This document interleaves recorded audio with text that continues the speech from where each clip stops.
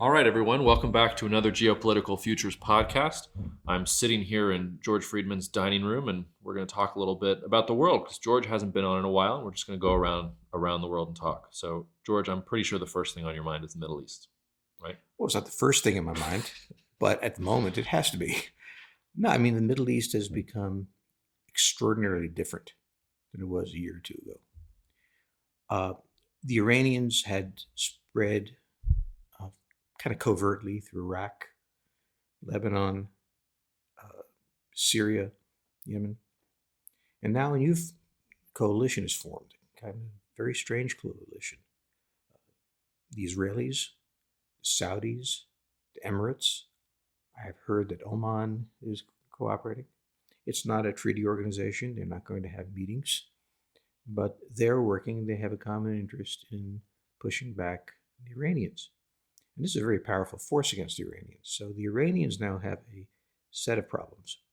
One is the American sanctions, which are biting. Second is internal unrest over a range of issues, particularly the economic issue. Third, the Russians seem to have let the Iranians down.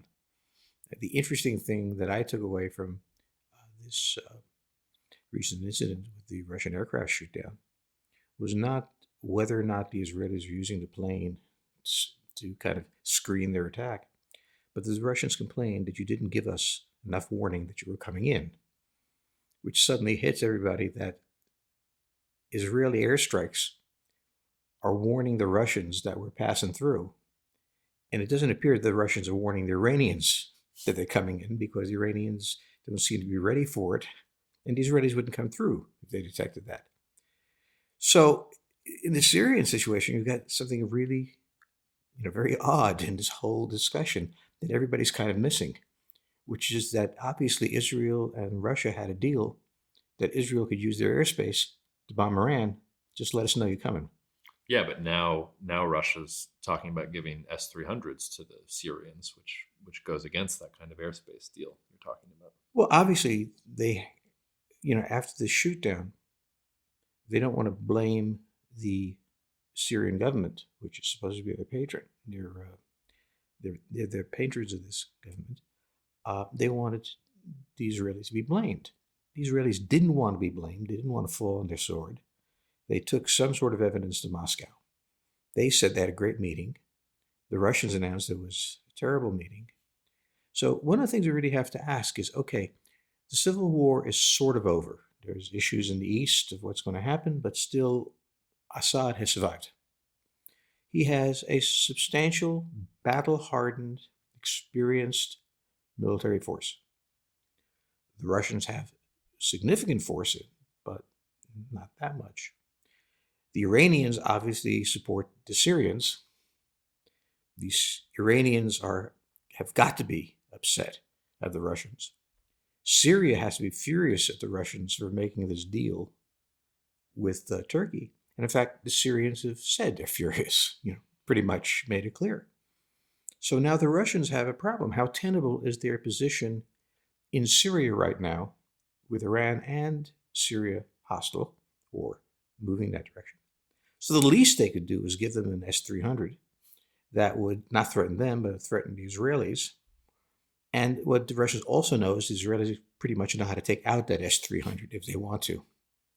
So when we say complexity, the complexity of the Middle East at this point is really staggering. The Israelis are allied with the Saudis and the Emirates.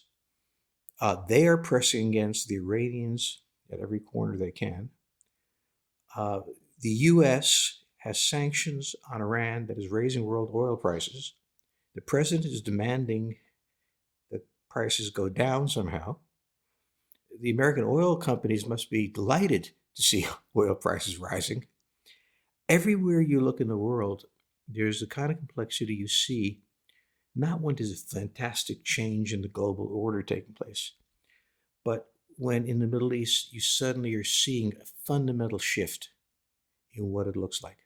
Well, the one country you haven't really dealt with, though, is Turkey. And Turkey is the country that has deals with Russia and Iran originally to discuss how to properly divide up Syria into safe zones or whatever. Yet at the same time, Turkey is, of course, a NATO ally for the United States and is a part of NATO, all these other things. Now Turkey appears to be working with Russia. At least they have this deal over Idlib. So, and we all know that Turkish-Israeli relations are also very fraught right now. So where do you put them on the chessboard?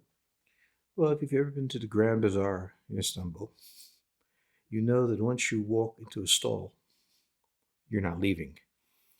He will threaten you. He will cajole you. He'll bring you lunch. He will bargain. He will remove this. He will do everything he can, but you're not leaving. This is a cultural thing. It is all of humanity engages in bargaining, but the Turks are very, very good at it. Let's back up and take a look. There was a coup d'etat against the government. That government was deeply despised in many parts of the West. Attempted coup d'etat. An attempted coup d'etat. It was deeply despised, but it was the democratically elected government. I mean, he won. The military tried to overthrow him. As he tried to crack down and take control of the country, a good part of Europe and the United States began condemning him. Not the fact that he had faced a coup, but how he was cracking down. Now, I don't know how you crack down on a coup other than rather unpleasantly.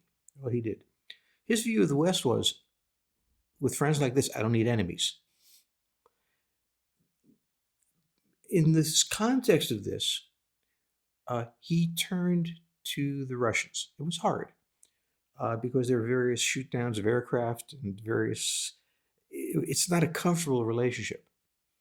But he saw in the Russians two things: a way to handle Assad, whom the Turks dislike intensely, and also a way to really drive the Americans straight up a wall, which he wanted to do, because he felt that the United States was an ally, NATO was an ally, and they didn't care at what he faced. The United States looked at Turkey and basically said, whatever the cause, we don't like what you become. And this was Obama's approach. Trump didn't have that fine hand in negotiating of what he was doing, but he clearly wanted to let the Turks know that the United States is a very unpleasant country to have as your opponent. So during the latest phases, jumping forward, one of the things the United States did about the time when the Turkish lira collapsed was slam tariffs on some Turkish goods. Now, there are two things that are interesting here. The first was that I think it really made Turkey think very carefully about Russia when it was threatening with the Syrians to attack Idlib in the east. What is going on? And secondly, how far do you want to go with the United States that is as strong as it is and as unpredictable as Trump has made it? We're back to the bizarre. The heart of bargaining is to appear to be totally indifferent to the deal. If you can't do that convincingly, you're screwed. The one thing that Trump can do, because he genuinely is indifferent, is he appears not only not to care, but be reckless. Now, whether he really is reckless or merely appears reckless is a metaphysical question I don't want to deal with. The fact of the matter is, I think after he put on the sanctions, the Turks started looking carefully at the United States. The second part of this is a broader question, which is that one of the innovations in foreign policy that Trump's brought in is the heavy use of economic tools to shape the relationship. And Turkey is only one example. We've done the same thing in China. We have an issue with China, a very strong one, over Korea. There is a view, and I think the correct one, that the Chinese, rather than being helpful, as they pretended to be, on the Korean issue, actually made it more difficult. That it gave Korea a sense that it's backed up by the Chinese and, do it. It could maneuver, it could go back on its word and stuff like that. The United States was looking for a way to show its displeasure. It also wanted to show its displeasure about China, about its economic behavior. And, we may not like tariffs, but we have to remember the Chinese protected their economy without tariffs. they had various ways in which to informally manage consumption because they had tremendous influence over large companies and could shape the way they bought. And we felt that, and this is not new to Trump, I mean, this was all through the Obama administration, that there's something wrong there. So we had a number of questions of how do I manage China?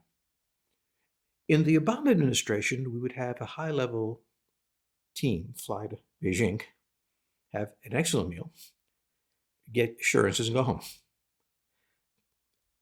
Obama did not want to confront the Chinese directly in any place it hurt. He looked at it and said, look, China's a great power. The problem we're having economically is smaller than the strategic problem of dealing with China in a hostile force. Let's leave it in place. The view of Trump, or what he wandered into, was we're never going to get anywhere with China, on Korea, on trade, on a whole bunch of other things, if we don't do the unthinkable, hit them with sanctions.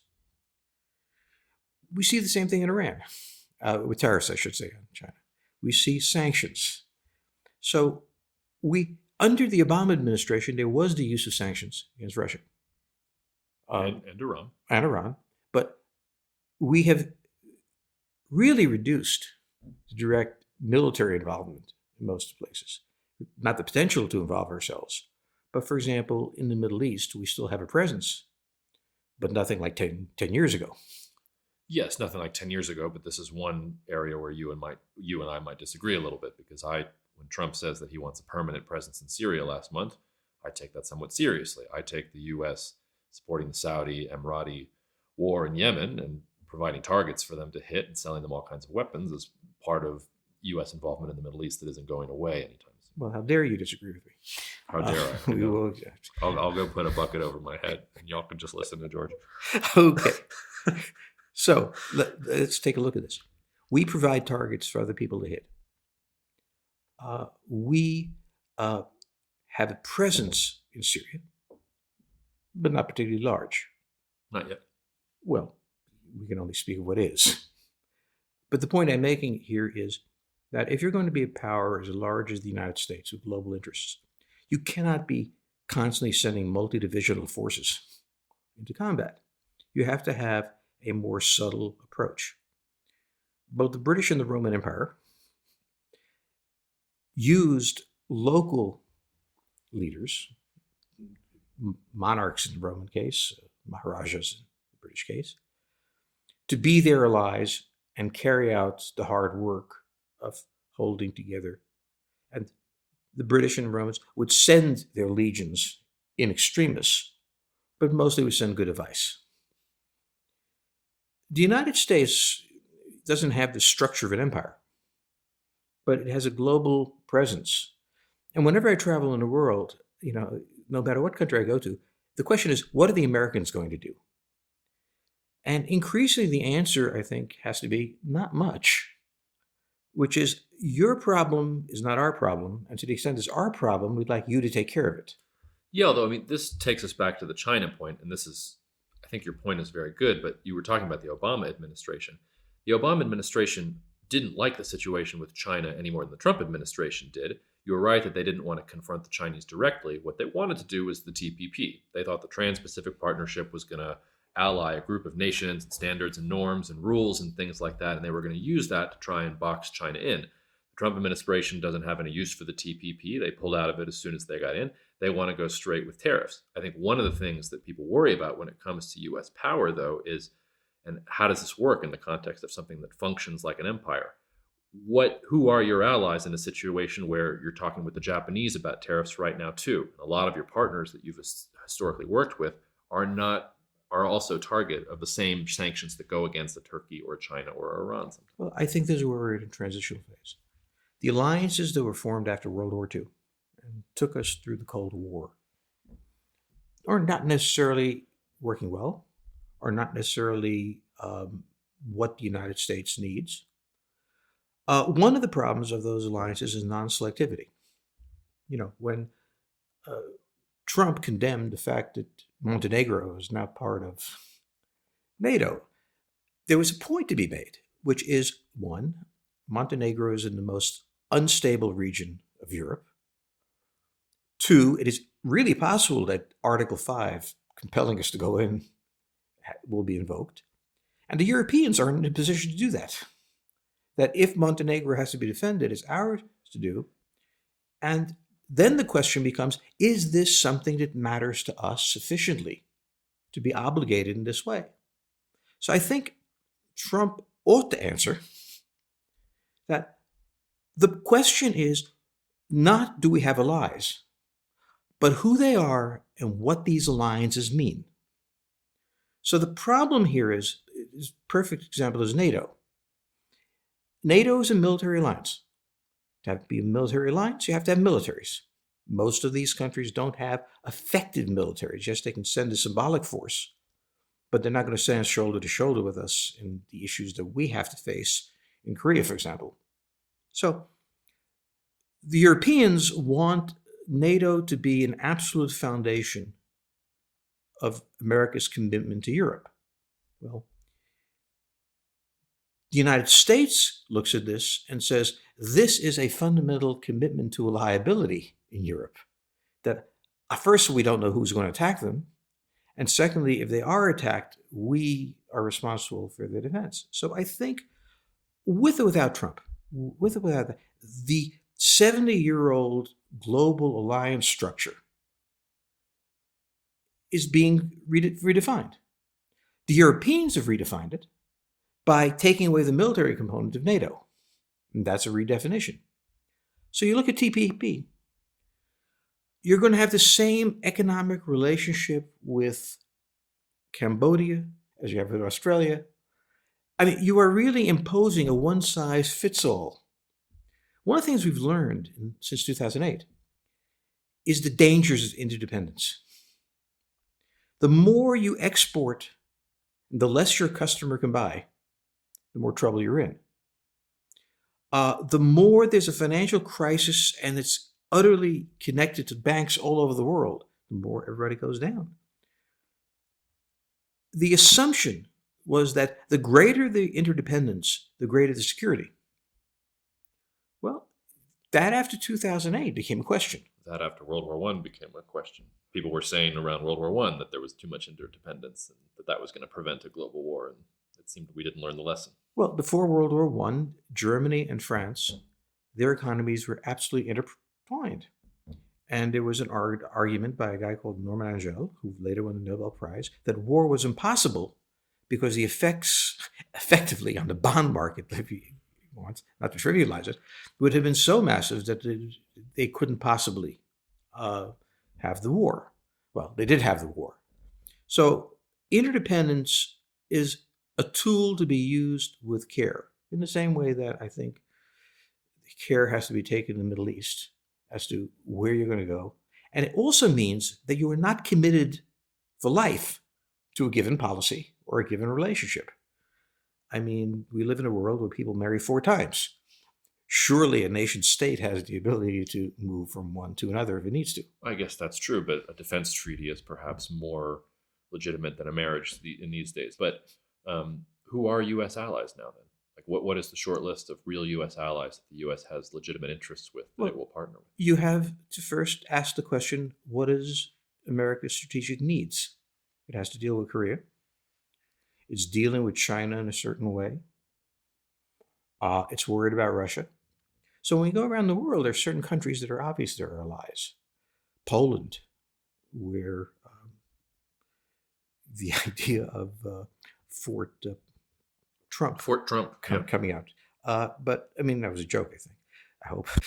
Romania, Japan, and Taiwan. A nation doesn't just form alliances like people join a fraternity. Yeah, he's a good guy. Let him in. It has interests. It has exposure. It has potential partners who have similar interests who can supplement their activities. And you join with them. This is what is happening now in the Middle East with Turkey. Turkey remains one of the largest powers in the region.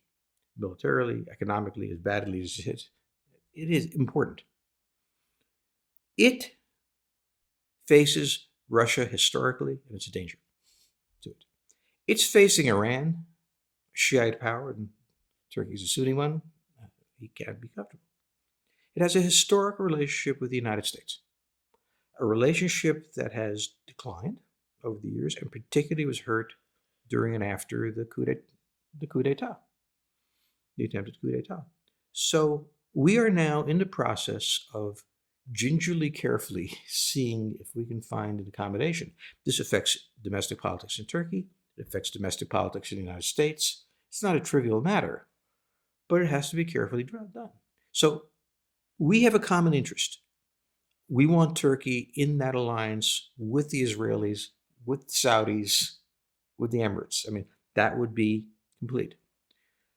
The Turks have a price. They haven't quite named it coherently, but in the grand bazaar, they usually give it to you free. In the wrapping paper, they're going to charge a lot. I think they've named it. They want the U.S. to give up the Syrian Kurds. That's one of the prices. I think there is more. I think they really want to have an economic relationship with the United States of substantial proportions, which has to be negotiated. Right now, we can't negotiate with Canada, so we have to deal with this. But that's a potential ally. We know what we want from it. They will tell us what they want. We can accommodate each other. It doesn't mean they can't be long-term alliance. I mean, I suspect our relationship with Poland, for example, is going to be a long-term relationship. We have an interest in blocking any potential move by the Russians westward. Poland blocks the North European plain. We get along fine. We have common interests. In other words, from my point of view, historically, the locked-in permanent alliances kind of don't work. After the Congress of Vienna, there was a large alliance designed to restore the old order. It failed. It held for quite a while, 50 years, 60 years. But we have to remember how long this alliance structure has been in place. 70 years. I mean, that's a long, long time in the life of an alliance. Is there any peaceful, non-chaotic way to unwind an alliance system, or is it literally just a situation where you have an alliance system and it works for a certain amount of time, and then the whole system has to basically go through a war or a catastrophic event and then reorganize itself? Well, one of the things that Trump was arguing was we have to have periodic renegotiations of NAFTA. Okay? That when NAFTA was founded, Mexico was a relatively minor power. Now it's the 11th largest economy in the world by PPP. And it's not the same deal, guys. One of the things that's absent from European institutions, like the EU, like NATO, is a periodic renegotiation. That means it'll last longer, but it'll be less effective because reality changes. Right now, if we look at NATO, we have to have a NATO that is willing to get involved in the Pacific. That's where we're involved. That's where our risk is. That's where our planes in Guam are standing by. The submarines are there. This is what matters to us. NATO doesn't do that. Well, we understand that. We can certainly part as good friends, or if not part, but we still remain linked in some way. The problem is that we are in a place where what Europe was to us 70 years ago is not what Europe is. It is as large economically as we are. It has no real enemies attacking it. There's just no reason to sweat this. And that's basically our problem. And in the world where you have people in the United States and elsewhere who are kind of emotionally attached to these older institutions, which they call the liberal order, which I call Cold War institutions, you're going to get a lot of political resistance. Before we wrap up, maybe just we've been looking at the world, especially from a U.S. perspective. What if we turn it around? If you are sitting in Beijing and you're a decision maker, or you're a decision maker in Moscow, when you look at the United States, especially some of its internal, I don't want to call it real drama, it's more like melodrama, pyrotechnics. Like, how do you parse through that? And if you're China and Russia talking about a multipolar world, is that wishful thinking or is that reality? How do you think about the internal dynamics? Well, it's different if I'm Russia or China. But in both cases, and this is something I dealt with in traveling in Europe recently, I've had to explain to them that the political disorder you see in Washington does not necessarily reflect itself in the country. In Hungary, where I was staying, a crisis of that sort would paralyze the country because the prime minister, the parliament, that is the society as well. The United States, we have a vast society who really goes on independent of that. As I tried to explain, the founders created a place where private sector is more important than the public, as we put it today. And by that, they meant business and churches and other institutions that Tocqueville talks about. He said this was America. So I tried to explain to them, Washington is the political capital of the world. Houston is the oil capital of the world. San Jose is the high-tech capital. And by the way, food products, you want to go to Minneapolis. So that the United States, unlike Paris, unlike Budapest, has many capitals, depending on what you want to do. Now, if you want to go to Washington, you're going to go to think tanks and everything else, because the founders created a system that's designed to paralyze itself. You see it working today. We have a tension between the president and Congress and the judiciary. And the whole thing, in very strange ways, very clear ways, is now grinding to a halt. The founders of the United States did not want an efficient government. They didn't trust government. They knew to grow, but they tried to paralyze it. Now, the government that we have is in paralysis. In Moscow, you'll meet older people, like me, who lived through Watergate, who lived through the period of the 60s, the anti-war movement. And the Russians made a huge mistake at that time. They thought that the United States was like Russia, with Nixon being thrown out in the coup d'etat. We had a massive shift going on. Well, they learned, to their misfortune, that's not exactly what happened. And it is amazing the extent to which the world doesn't understand that the United States goes on in spite of the chaos in Washington. Now, I admit that this was pretty chaotic. But if you lived through Nixon and the endless hearings and the fact that he turned out to be a total criminal, I mean, we don't yet know that Trump is a total criminal. Yeah, but do you think that the societal differences in the United States are approaching the differences in the 60s, or do you think that we're still a far cry from that? Well, in the 60s, you couldn't talk to someone if you were pro-war, and you couldn't talk to someone if you're anti-war. And the cry, hey, hey, LBJ, how many kids did you kill today, was commonplace. You couldn't go to a university and make a pro-Vietnam War speech. Oh, kind of like today. So to me, the difference is really one of tone, and the fact that we have a president who enjoys exacerbating the situation, or just does it. But it really doesn't matter, because the thing is, the resilience of the American system is that these periodic moments of chaos, of McCarthyism, and communist rising in the 30s, and the Civil War, you might add. Okay, we do this. And every time we do this, we decide, this is the end of us. It's never been this bad. That's because you're not old enough to see how bad it could have been. It was, it's not that it's good, but truly the interesting thing is trying to explain this in Europe. Because one of the things I was saying, you really must understand this about the United States. It is not a European country. We don't work like a European country. We look like one. But we're not European. And they draw incorrect conclusions as to what we are and take our ambassadors very seriously, which, as any American knows, really shouldn't be done. But what's one of the things that we are drifting apart culturally from Europe, even our friends? The Poles don't know how to read us. I frankly don't know how to read the Poles sometimes. But particularly interestingly, most Americans couldn't read the Poles but don't care. And that's the big difference. They're desperately trying to figure us out. We're not trying to figure them out. So when you think about power, whoever is being figured out, whoever people are obsessing over, he's the powerful one. All right. Well, It's not the end of the U.S., but I think that's the end of the podcast. Anything else, George? Never again. On that note, see y'all out there. For more information about geopolitical futures analysis or to sign up to receive our newsletter, please go to geopoliticalfutures.com.